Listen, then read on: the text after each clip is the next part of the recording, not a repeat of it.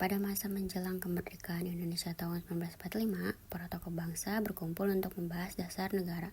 Hal ini dilakukan agar Indonesia memiliki pedoman hidup bersama setelah merdeka. Pembentukan BPUPKI. BPUPKI adalah singkatan dari Badan Penyelidik Usaha-Usaha Persiapan Kemerdekaan Indonesia. Lembaga ini dibentuk oleh Jepang pada 29 April 1945 untuk mempersiapkan kemerdekaan Indonesia. Sidang pertama BPUPKI. Sidang pertama BPUPKI berlangsung pada 29 Mei sampai 1 Juni 1945. Dalam sidang ini, para tokoh bangsa menyampaikan gagasan tentang dasar negara Indonesia. 3 tokoh pengusul dasar negara. Masing-masing memiliki pandangan berbeda, tetapi bertujuan sama, yaitu untuk Indonesia merdeka.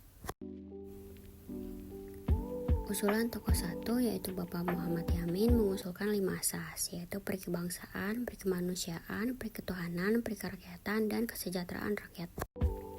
Selanjutnya tokoh 2 yaitu Bapak Supomo mengusulkan dasar negara yang menekankan persatuan, kekeluargaan, dan gotong royong. Ia ingin negara Indonesia berjiwa kekeluargaan tanpa perbedaan golongan. Dan yang terakhir, usulan dari Bapak Insinyur Soekarno. Pada 1 Juni 1945, beliau menyampaikan 5 dasar yang diberi nama Pancasila, yaitu kebangsaan Indonesia, internasionalisme atau perikemanusiaan, mufakat atau demokrasi, kesejahteraan sosial, dan ketuhanan. Lahirnya istilah Pancasila. Istilah Pancasila berasal dari bahasa Sanskerta.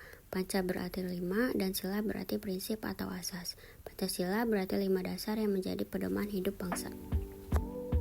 Panitia 9 dan Piagam Jakarta. Setelah sidang pertama BPUPKI, dibentuk Panitia 9 yang menghasilkan Piagam Jakarta pada 22 Juni 1945. Piagam ini menjadi rancangan pembukaan Undang-Undang Dasar 1945 dan memuat Pancasila.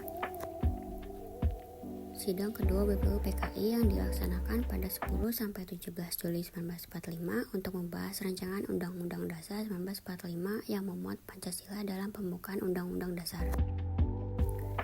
Setelah itu pengesahan Pancasila. Pada 18 Agustus 1945, sehari setelah Indonesia merdeka, Pancasila resmi ditetapkan sebagai dasar negara dalam pembukaan Undang-Undang Dasar 1945 oleh Panitia Persiapan Kemerdekaan Indonesia atau PPKI.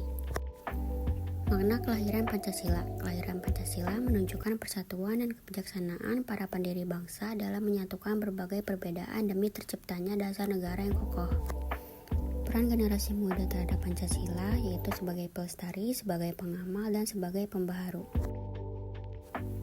Pelajaran yang dapat diambil sebagai generasi muda yaitu kita bisa belajar banyak dari peristiwa ini.